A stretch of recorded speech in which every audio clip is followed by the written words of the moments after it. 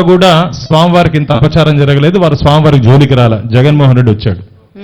ఇప్పుడు మనం మాట్లాడుతున్న నెయ్యి సబ్జెక్ట్ లో జగన్మోహన్ రెడ్డి చెప్తున్నటువంటి నాకు సంబంధం లేదు, నాకు ఎటువంటి సంబంధం లేని చెప్తున్నారు కదా. ఎస్ వాల్యూస్ అని ఉంటుంది గీ ల్యాబ్ లో స్టాండర్డ్స్ లో. ఇది NDDB national dairy development board ఇచ్చినటువంటి రిపోర్ట్ లో దీని వాల్యూ ఒక్క వాల్యూ చెప్తాను చాలు. నేను లాస్ట్ వాల్యూ 19.77 ఉంది.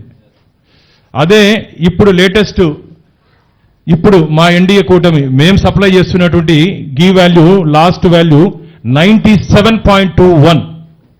19%కి 97కి ఎంత వ్యత్యాసం ఉంది చెప్పండి. 19కి 97కి ఇది లేటెస్ట్గా వచ్చిన రిపోర్ట్. మీరు చెప్తున్నారే ల్యాబులు ఉన్నాయి అవన్నీ ఉన్నాయి అని చెప్పి నేను జగన్మోహన్ రెడ్డి చెప్పాడు. అయ్యా ఇప్పుడు ఎన్డీడీబీకి మా ప్రభుత్వం వచ్చిన తర్వాత మేము లేఖ రాసాం.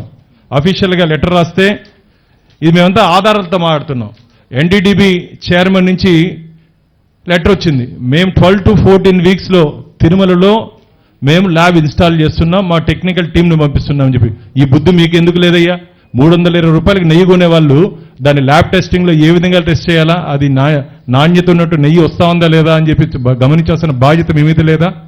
కాబట్టి ఇవన్నీ ఉద్దేశపూర్వకంగా హిందూ మత విశ్వాసాలు దెబ్బతినాలని, హిందూ దేవుళ్లను కించపరచాలని చెప్పి జరిగినటువంటి ఉద్దంతంలో భాగంగానే ఇవన్నీ జరిగిందని చెప్పి మేము భావిస్తున్నాం. భాను ప్రకాష్ గారు, ఒక క్వశ్చన్ అండి. నిన్న జగన్మోహన్ రెడ్డి గారు ప్రధానమంత్రి గారికి లేఖ రాసినటువంటి దాంట్లో చంద్రబాబు నాయుడు గారిని మందలించండి, ప్రచారం చేస్తున్నారని చెప్తూ గతంలో భారతీయ జనతా పార్టీ సభ్యులు కూడా దీంట్లో ఉన్నారు అని చెప్పి ఆయన మెన్షన్ చేశారు. అంటే భారతీయ జనతా పార్టీని దీంట్లో రావాలి అన్న ఆలోచన గల కారణం ఏంటి? ఎందుకు ఆ విధంగా మెన్షన్ చేసినట్టు అంటారు? అయ్యా జగన్మోహన్ రెడ్డి బురదలో నుంచి వచ్చినటువంటి పార్టీ మా కమలం గుర్తు.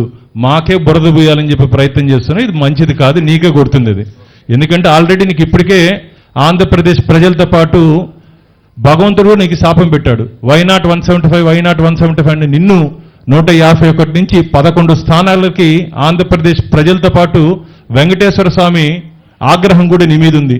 వెంకటేశ్వర స్వామి అనుగ్రహం ఎన్డీఏ మీద, ఆగ్రహం జగన్మోహన్ రెడ్డి మీద అని చెప్పి నేను భావిస్తున్నా.